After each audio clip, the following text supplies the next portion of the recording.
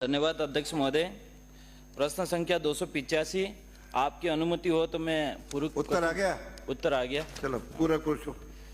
अध्यक्ष महोदय, मंत्री महोदय का जवाब आया है और उस पे मैं आदिवासी समुदाय के उद्धार के लिए वित्त वर्ष 2023-24 में राज्य व केंद्र के विभिन्न योजना के 997 करोड़ बजट, जिसमें 744 करोड़ रुपए खर्च किया गया, मतलब 250 करोड़ रुपया खर्च नहीं हुआ है। पैसा क्या खर्च नहीं हुआ और उस बजट के आगे क्या किया गया, इसमें भी विशेषकर केंद्र की जो पीएमजे योजना के राज्य के लिए आवंटन 100 करोड़ में से 1 रुपया भी खर्च नहीं बताया।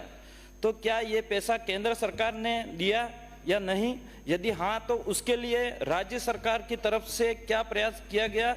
और परिशिष्ट ब में जो खर्च का जो ब्यौरा दिया गया है उसके तीसरे नंबर पेज पर स्विमिंग पूल 3 करोड़ के आसपास बजट खर्च किया गया है। तो स्विमिंग पूल कहाँ बनाया, किसकी मांग पर बनाया? क्या स्विमिंग पूल बनाकर आदिवासी बच्चों का विकास करोगे या फिर स्विमिंग पूल और अन्य अनावश्यक जगह पर टीएडी का जो बजट उपयोग किया जा रहा है उसको रोकने का प्रयास रखते हो? उसकी जानकारी सदन को। माननीय मंत्री जी।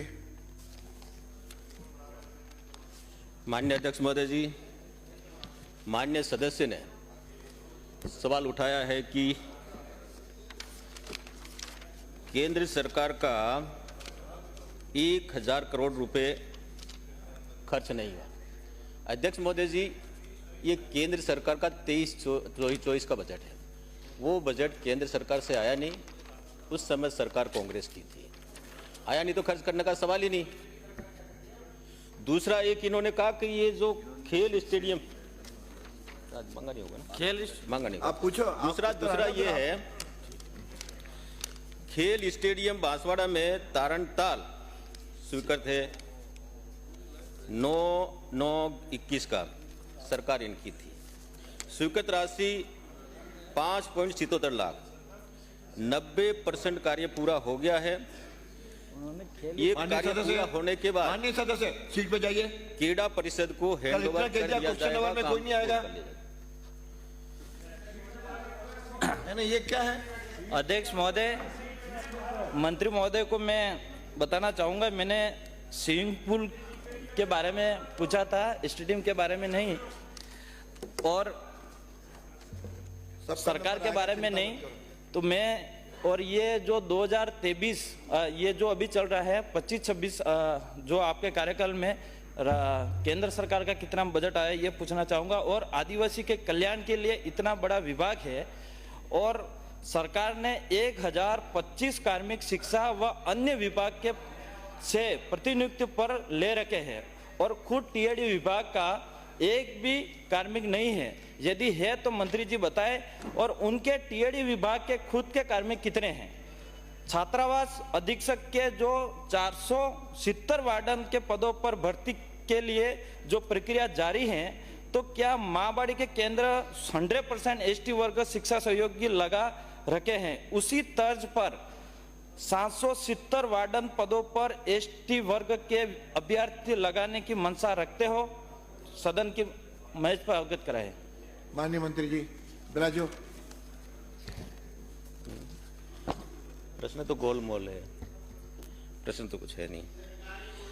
अध्यक्ष महोदय जी, आपने ये कहा कि 470 पद जो हमारे हॉस्टल हैं इनमें पहले केडर नहीं था, और केडर नहीं था तो हम लोग शिक्षा विभाग से अध्यापक लेते थे और उनको वार्डन के तौर पे लगाते थे।